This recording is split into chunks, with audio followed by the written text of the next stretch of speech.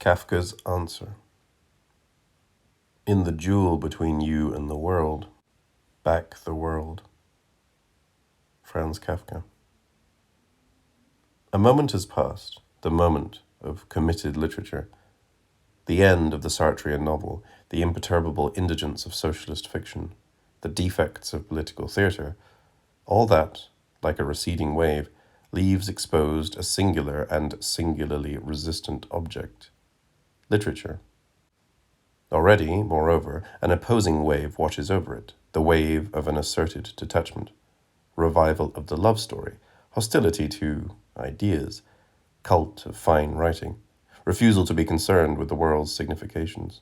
A whole new ethic of art is being proposed, consisting of a convenient swivel between romanticism and offhandedness, between the minimal risks of poetry and the effective protection of intelligence. Is our literature forever doomed to this exhausting oscillation between political realism and art for art's sake, between an ethic of commitment and an aesthetic purism, between compromise and asepsis? Must it always be poor if it is merely itself, or embarrassed if it is anything but itself? Can it not have a proper place in this world? This question now receives an exact answer. Marthe Robert's Kafka. Is it Kafka who answers? Yes, of course, for it is hard to imagine a more scrupulous exegesis than this one. But we must make no mistake, Kafka is not Kafkaism. For 20 years, Kafkaism has nourished the most contrary literatures, from Camus to Ionesco. If we are concerned with describing the bureaucratic terror of the modern moment, the trial, the castle, the penal colony constitute overworked models. If we are concerned with exposing the claims of individualism against the invasion of objects, the metamorphosis is a profitable gimmick. Both realistic and subjective, Kafka's oeuvre lends itself to everyone but answers to no one. It is true that we do not question it much, for writing in the shadow of his themes does not constitute a question. As Marthe Robert says, solitude, alienation, the quest, the familiarity of the absurd, in short, the constants of what is called the Kafkaesque universe, don't these belong to all our writers, once they refuse to write in the service of a world of ownership? As a matter of fact, Kafka's answer is addressed to the person who has questioned him least, to the artist. This is what Marthe Robert tells us, that Kafka's meaning is in his technique. A brand new argument, not only in relation to Kafka, but in relation to all our literature, so that Marthe Robert's apparently modest commentary, Is This Not One More Book on Kafka, published in a pleasant, popularizing series, forms a profoundly original essay, providing that good, that precious nourishment of the mind which results from the correspondence of an intelligence and an interrogation. For after all, paradoxical as it seems, we possess virtually nothing on literary technique. When a writer reflects on his art, something for the most part rare and abhorred, it is to tell us how he conceives the world, what relations he entertains with it, his image of man. In short, each writer says he is a realist. Never how. Now literature is only a means, devoid of cause and purpose. In fact, that is what defines it. You can, of course, attempt a sociology of the literary institution, but you can limit the act of writing by neither a why nor a wherefore.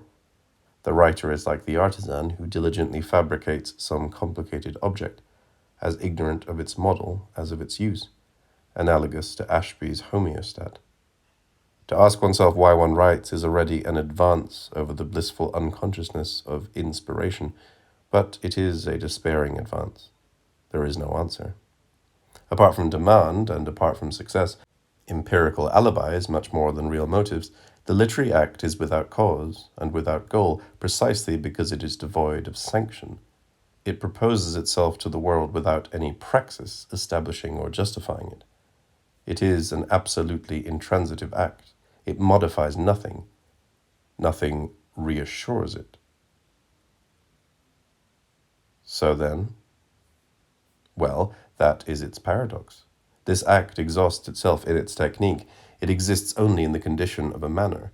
For the sterile old question, why write? Marthe Robert's Kafka substitutes a new question. How right? And this how exhausts the why. All at once the impasse is cleared. A truth appears. This is Kafka's truth. This is Kafka's answer to all those who want to write. The being of literature is nothing but its technique. In short, if we transcribe this truth into semantic terms, this means that a work's speciality is not a matter of its concealed signified, no more criticism of sources and ideas, but only a matter of its significations. Kafka's truth is not Kafka's world, no more Kafkaism, but the signs of that world. Thus the work is never an answer to the world's mystery. Literature is never dogmatic. By imitating the world and its legends, Marthe Robert is right to devote a chapter of her essay to imitation, a crucial function of all great literature. The writer can show only the sign without the signified. The world is a place endlessly open to signification, but endlessly dissatisfied by it. For the writer, literature is that utterance which says, until death, I shall not begin to live before I know the meaning of life.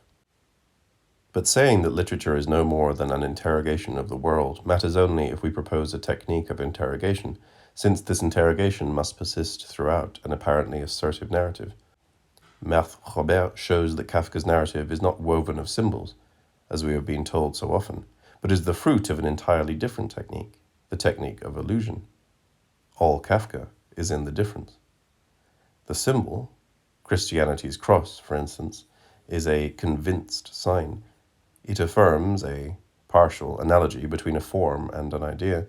It implies a certitude. If the figures and events of Kafka's narrative were symbolic, they would refer to a positive, even if it were a despairing philosophy, to a universal man. We cannot differ as to the meaning of a symbol, or else the symbol is a failure. Now, Kafka's narrative authorizes 1,000 equally plausible keys, which is to say, it validates none. Illusion is another matter altogether. It refers the fictive event to something besides itself, but to what? Illusion is a defective force. It undoes the analogy as soon as it has posited it. K is arrested on the orders of a tribunal. That is a familiar image of justice. But we learn that this tribunal does not regard crimes as our justice does. The resemblance is delusive, though not effaced. In short, as Marthe Robert explains, everything proceeds from a kind of semantic contraction. K feels he has been arrested, and everything happens as if K were really arrested. The trial. Kafka's father treats him as a parasite, and everything happens as if Kafka were transformed into a parasite, the metamorphosis. Kafka creates his work by systematically suppressing the as-ifs, but it is the internal event which becomes the obscure term of the illusion. Thus, illusion, which is a pure technique of signification, is actually a commitment to the world, since it expresses the relation of an individual man and a common language. A system, abhorred phantom of every anti-intellectualism, produces one of the most fiery literatures which has ever existed.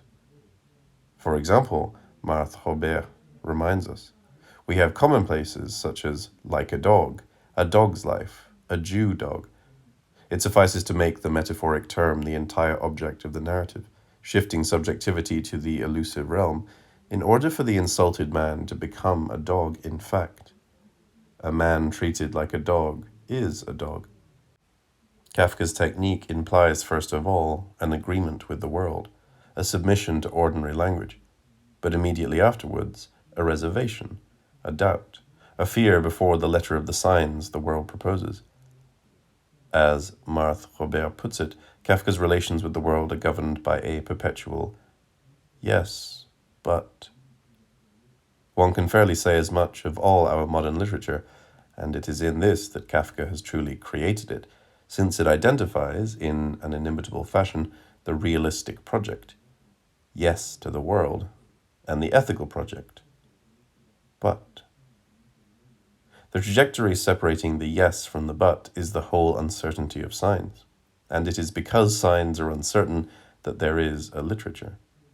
Kafka's technique says that the world's meaning is unutterable, that the artist's only task is to explore possible significations, each of which taken by itself will be only a necessary lie, but whose multiplicity will be the writer's truth itself.